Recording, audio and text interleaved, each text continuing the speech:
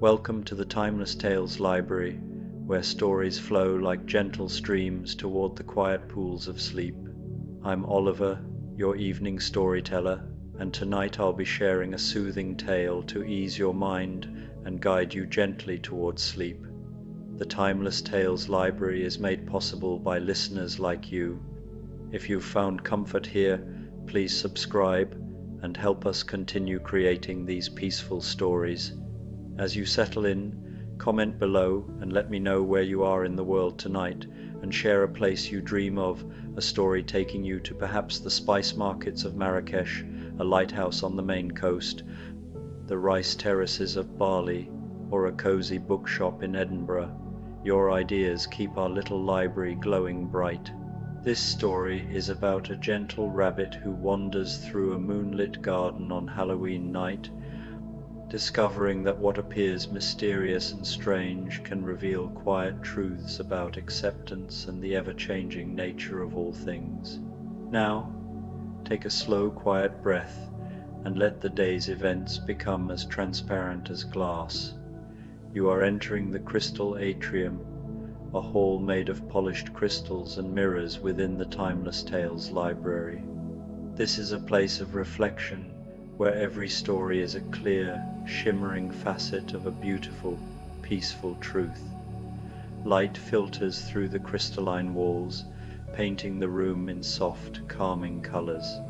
Feel your body become as still and clear as a calm pool of water. Sink deeper into the secure foundation of your bed. The crystal atrium is a sanctuary where you can reflect on the quiet peace within yourself. Your body is a vessel for peace, and your mind is an empty canvas ready for the gentle stories of the atrium. Let your inner calm become a brilliant light that fills your entire being. A Zen Halloween Tale of the Curious Rabbit. On the edge of an ancient temple garden, where stone lanterns stood like silent guardians and maple leaves drifted down in shades of crimson and gold, there lived a rabbit with fur the color of autumn mist. The other creatures of the garden called her simply Rabbit, for she needed no other name. She was small and soft, with eyes that held a gentle curiosity about all things, and ears that could catch the whisper of a single leaf falling 3 gardens away. This particular evening was unlike any other in the turning year. It was the night when autumn leaned most deeply into darkness, when the veil between what is seen and unseen grew gossamer thin. The humans in the distant village called it Halloween, and even here in this quiet corner of the world, where temple bells marked the hours and stone Buddhas smiled beneath blankets of moss, the air held something different, not frightening, but strange, softly strange, like a familiar room glimpsed by candlelight. Rabbit sat at the entrance to her burrow beneath the roots of an old ginkgo tree, watching as the sun melted into the western hills like honey dissolving in warm tea. The sky transformed through shades of amber and rose, then deepened to violet, and finally to the rich blue-black of ink spreading through water. One by one stars appeared, small and distant as scattered sesame seeds. But it was the moon that captured her attention most completely. Tonight, the moon rose full and enormous, the color of a ripe persimmon, hanging low over the garden wall like a great paper lantern lit from within. Its light spilled across the raked gravel paths, turning them silver white, and transformed the pond into a mirror of liquid mercury. In this light, every stone, every pine needle, every fallen petal took on an otherworldly quality, as if the garden itself were dreaming. Rabbit's nose twitched. The air carried unusual fragrances this evening. Beneath the familiar scents of damp earth and pine resin, she detected something else, the sweet, waxy smell of candles burning inside carved gourds, drifting from the village below. And there was incense too, the temple's evening offering, sandalwood smoke curling through the cool air like visible prayers. She decided to take a walk. Emerging from her burrow, Rabbit hopped slowly along the narrow path that wound between carefully pruned azalea bushes and past the small pond where koi fish sometimes rose to disturb the surface of the water with gentle, concentric circles. Tonight, the pond was perfectly still, a dark mirror, reflecting the enormous moon and the skeletal branches of the cherry trees that would bloom pink and abundant in spring, but now stood bare, their limbs reaching upward like the many arms of dancers frozen mid-gesture. As Rabbit rounded the bend near the stone water basin, where a bamboo pipe perpetually dripped water with a soft, meditative tock, tock, tock, she noticed something peculiar. Small lights dotted the garden. They were not the steady glow of the stone lanterns, which the temple keeper lit each evening with careful attention. These lights flickered and bobbed, hovering at various heights among the shrubs and low-hanging branches. They were the color of foxfire and marsh light, that eerie green-gold phosphorescence that sometimes glowed on rotting wood in the deep forest. Some were no larger than fireflies, others swelled to the size of plums before dimming again to pinpricks. Rabbit paused, her ears swiveling forward, her heartbeat quickened slightly, then settled. She had learned, in her time in this garden, that most things which seemed strange were simply ordinary things seen from a different angle, in a different light. These floating orbs, whatever they were, moved with gentleness. They did not rush or dart aggressively, they simply drifted, like seeds of dandelion fluff caught in an imperceptible breeze. She continued forward, and the lights seemed to part before her, creating a path. Curious, she thought. The gravel crunched softly beneath her paws, a sound like rice being poured into a wooden bowl. Ahead, the garden's main path led toward the temple's meditation hall, and beyond that, to the cemetery where stone markers stood in neat rows, each carved with names and dates, each decorated with offerings of flowers, incense, and occasionally small cups of sake or tea. On Halloween night, she had heard, the boundary between this world and the next grew thin. The ancestors, it was said, could return to visit, but Rabbit had never been frightened of ancestors. They were simply those who had walked the garden paths before, who had sat beneath these same trees when they were younger trees, who had watched the moon rise on countless autumn evenings just like this one. As she hopped along, Rabbit became aware of presences around her. Not the lights, those continued their gentle bobbing, but something else, shapes that were almost visible, like shadows cast by invisible objects. They moved at the edges of her vision, never quite solid enough to see directly, but unmistakably there. A flutter of robes, perhaps, passing behind the stone Buddha near the camellia bush. A suggestion of a hat, tall and formal, glimpsed between the maple trunks. The whisper of footsteps on gravel, though when Rabbit looked, the path was empty. She sat up on her haunches, ears alert, nose testing the air. Her heart remained calm. These presences, whatever they were, carried no aggression, no hunger, no danger. They felt wistful, gentle, like visitors at a beloved place they had not seen in a long time. Rabbit lowered herself back to all fours and continued walking.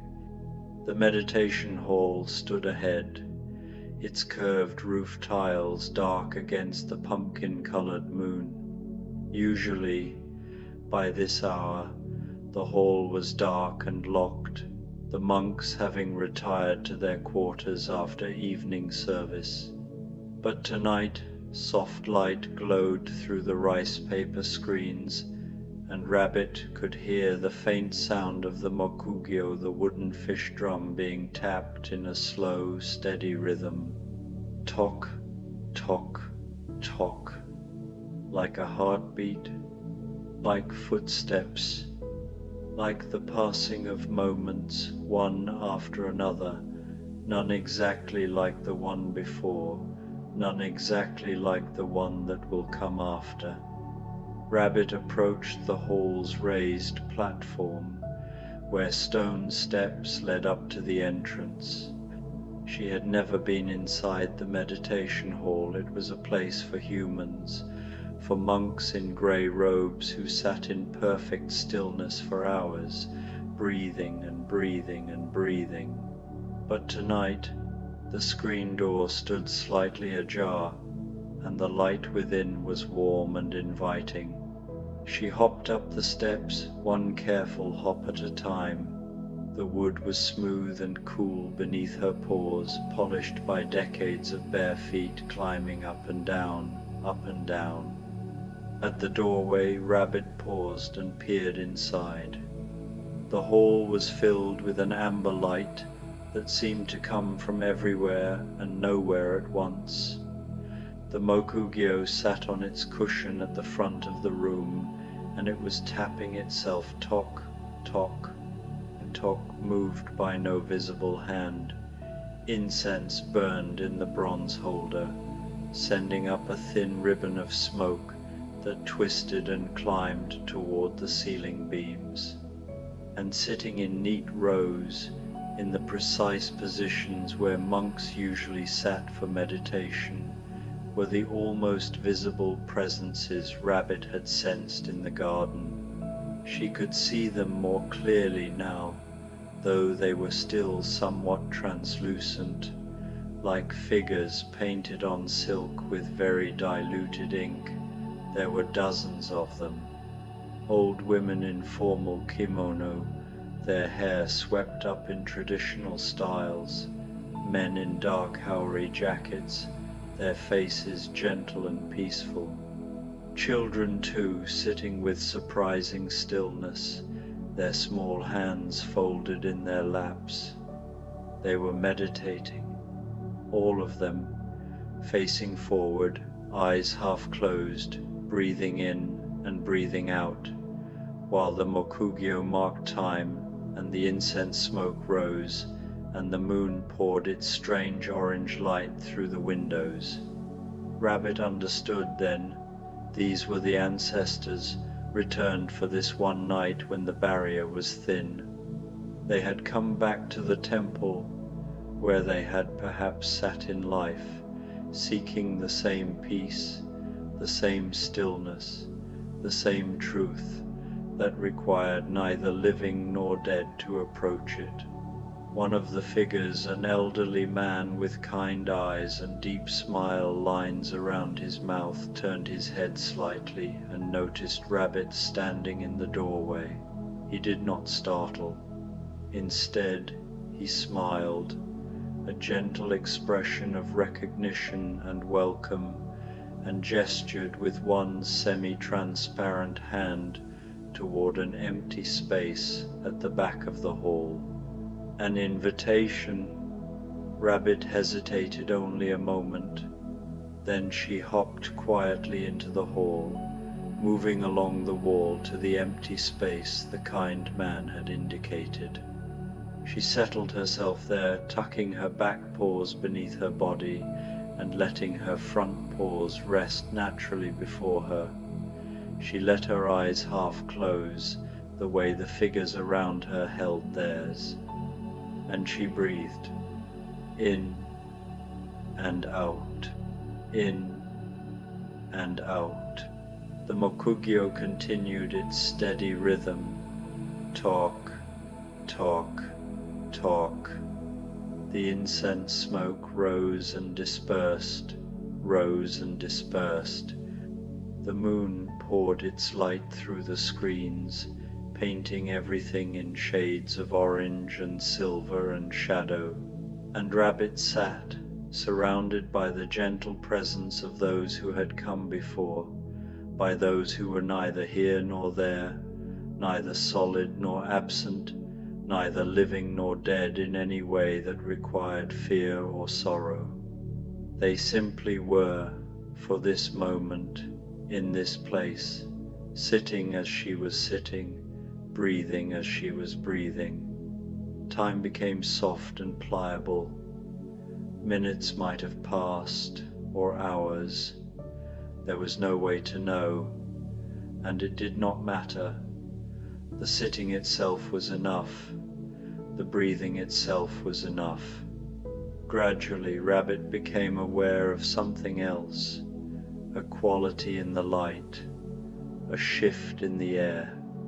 The figures around her were fading, not suddenly or dramatically, but gently, gradually, the way morning stars fade when dawn begins to lighten the sky.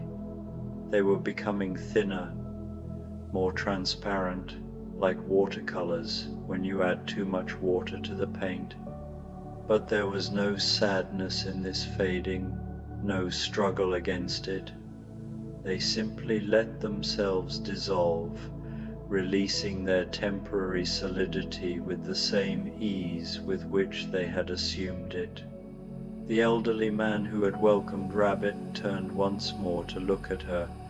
His eyes, even as they faded, held warmth and a deep, untroubled peace.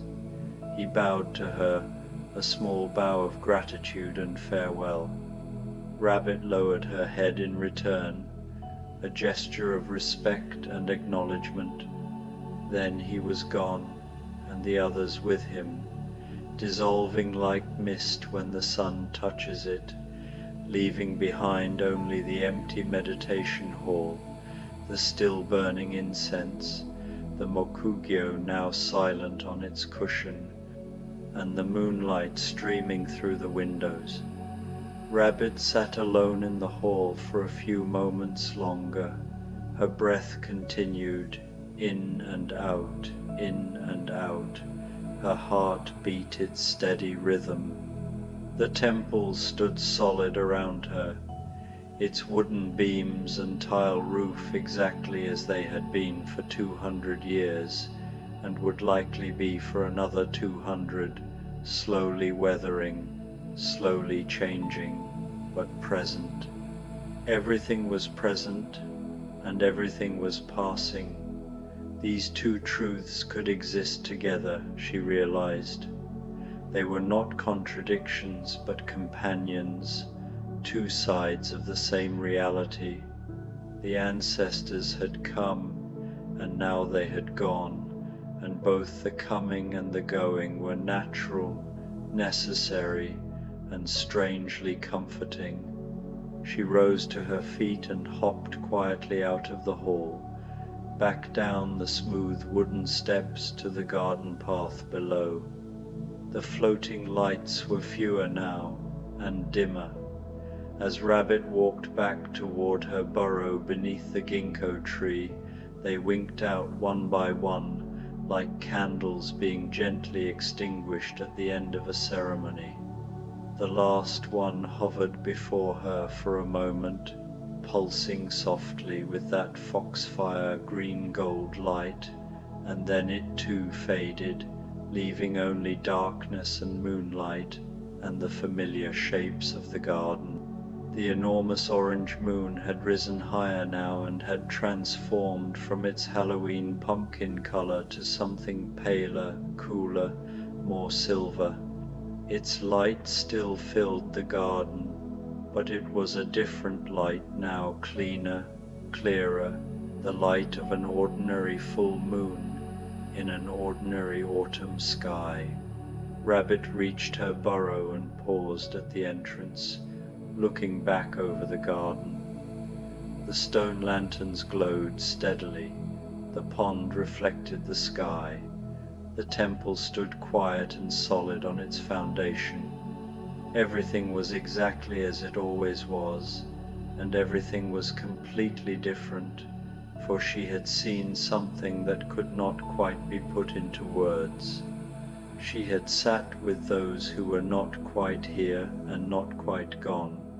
She had breathed with them, shared silence with them, existed alongside them in that space where all beings furred and robed, present and absent, living and remembered were simply breath and awareness and the steady passage of moments. And she had learned that Halloween, for all its reputation for strangeness and fright, was really about something else entirely. It was about acknowledgement, about remembering, about making space for what has passed to return, not to frighten, but to sit peacefully, to share the stillness, to remind those still living that the barrier between states of being is thin and permeable and nothing to fear.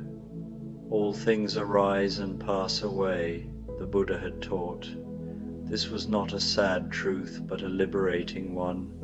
It meant that nothing was truly lost, because nothing had ever been permanent enough to lose. And it meant that nothing needed to be grasped or held or preserved exactly as it was, because change itself was the nature of existence. The rabbit who thought herself simple and ordinary had been granted a vision tonight, a glimpse through the veil. But she understood that the vision was not meant to make her special or different. It was simply a reminder offered gently by the universe on this night when such reminders could most easily appear. She thought of the kind man who had bowed to her. She thought of all the figures sitting in meditation, present and not present, seeking peace in the only moment where peace could ever be found, this moment, and this one, and this one.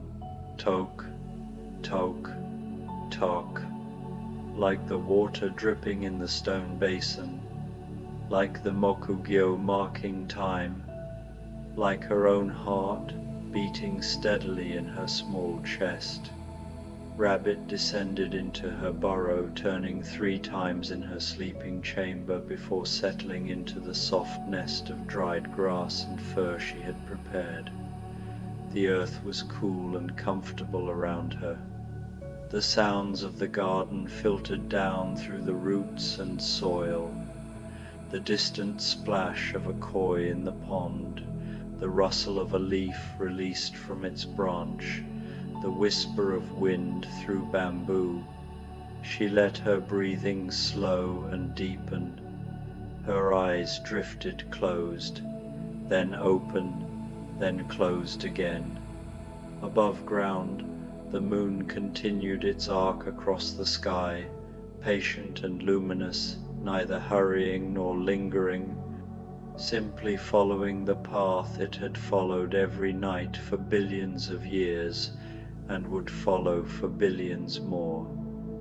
The stars turned slowly overhead.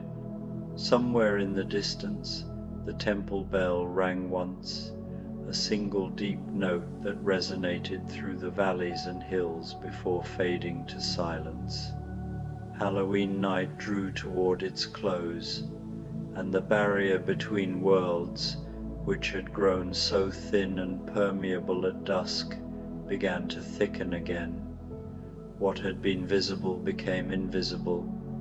What had returned began the journey back. But the peace that had filled the meditation hall, the gentle acknowledgement that had passed between the rabbit and the ancestors, remained. It settled into the stones of the garden. It soaked into the wood of the temple.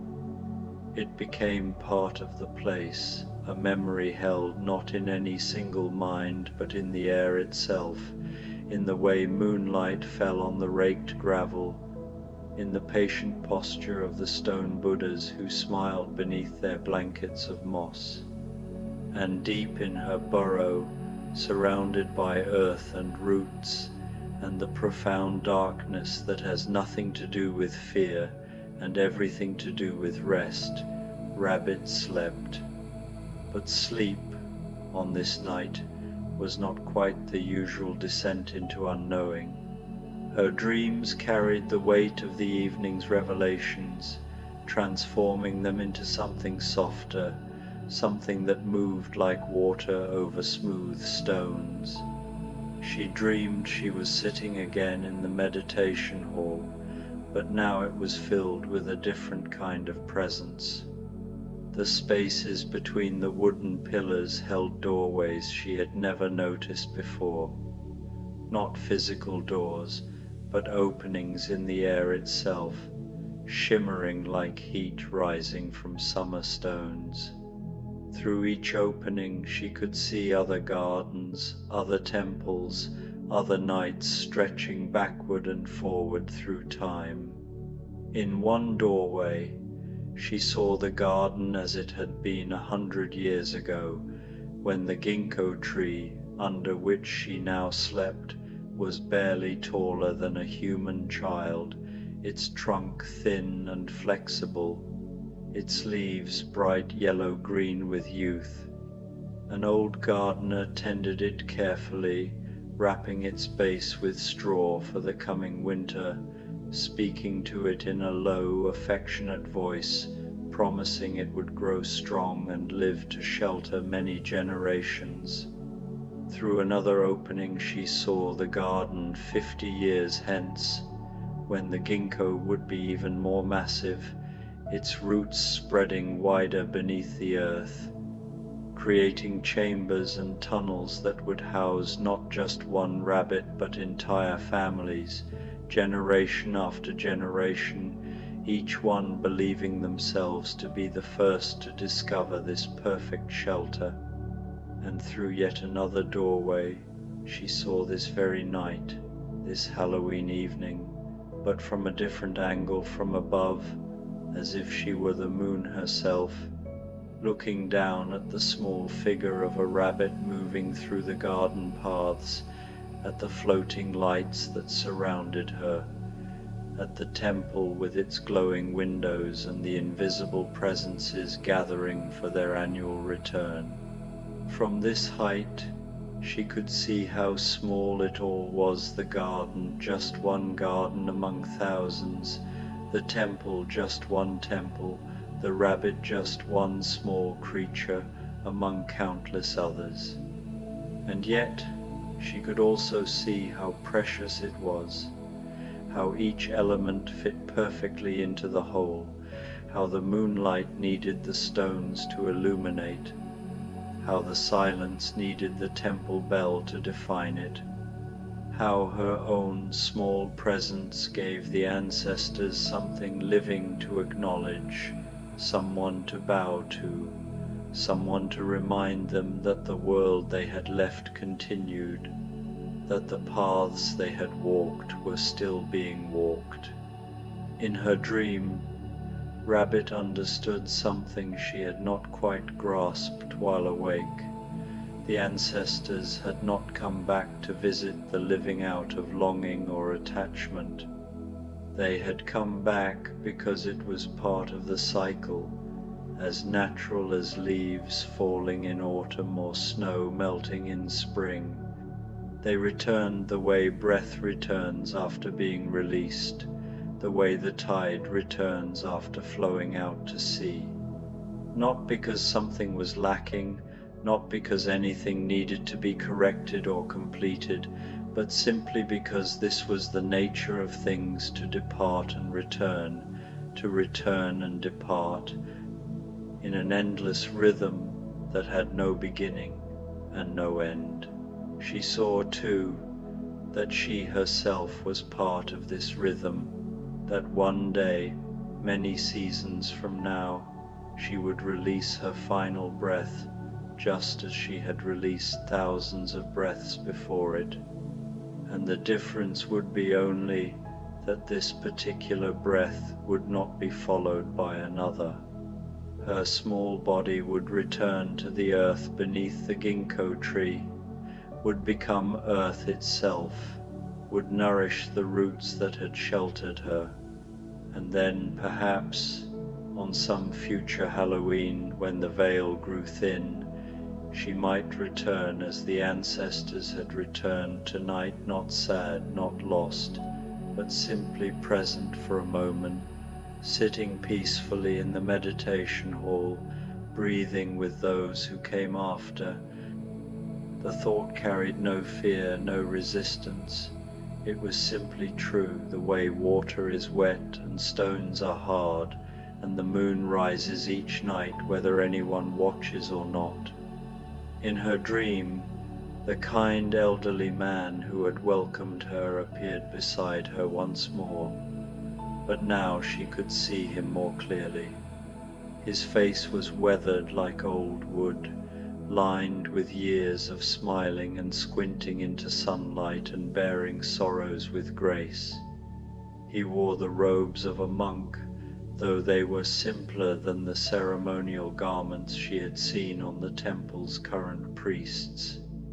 He sat down beside her in the dream space where physical size meant nothing, so that a rabbit and a human could sit eye to eye, equal in their presence, equal in their breath. "Do you understand now, small one?" he asked, though his voice was not quite sound. It was more like a feeling, like warmth spreading through her chest. Rabbit considered the question. She thought about the evening, the strange lights, the transparent figures, the meditation hall filled with those who were neither here nor gone. She thought about the mokugyo tapping its rhythm, about the incense smoke rising and dispersing, about the way the orange moon had slowly transformed to silver as the night aged. "I think," she replied, her own voice dream-soft, "that Halloween is not about the dead visiting the living." "No?" The old monk's eyes crinkled with gentle amusement. "No," Rabbit said, more certain now. "It is about remembering that there is no real separation, that what we call living and what we call dead are just different ways of being, different forms of the same breath." The monk nodded slowly, and in his nod was a deep satisfaction, the pleasure of a teacher whose student has grasped not just the words of a lesson but its essence.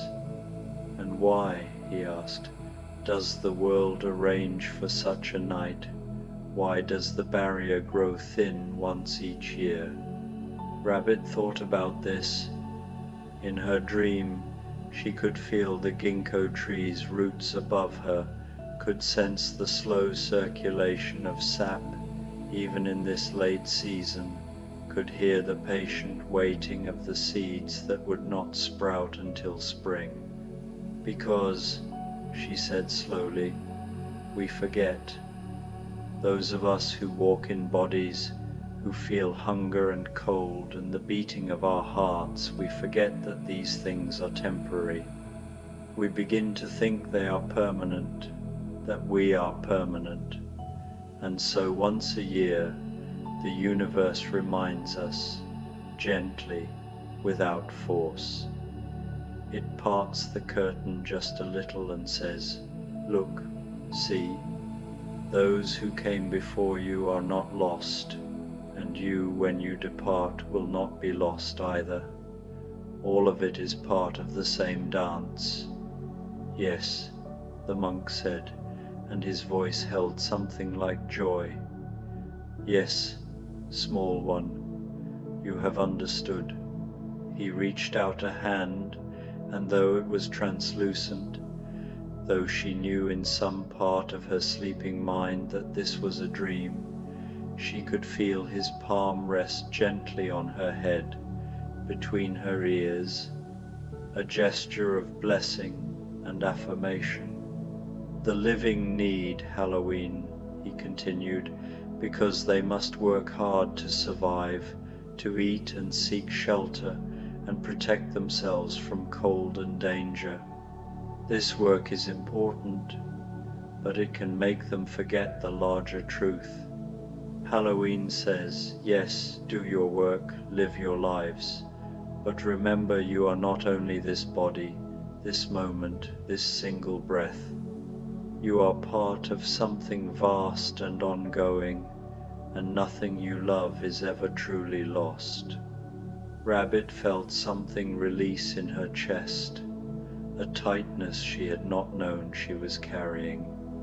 How many times had she watched the seasons change, seen leaves fall and die, seen baby birds tumble from nests before they learned to fly, seen the old koi in the pond float belly up one morning, gone still and silent.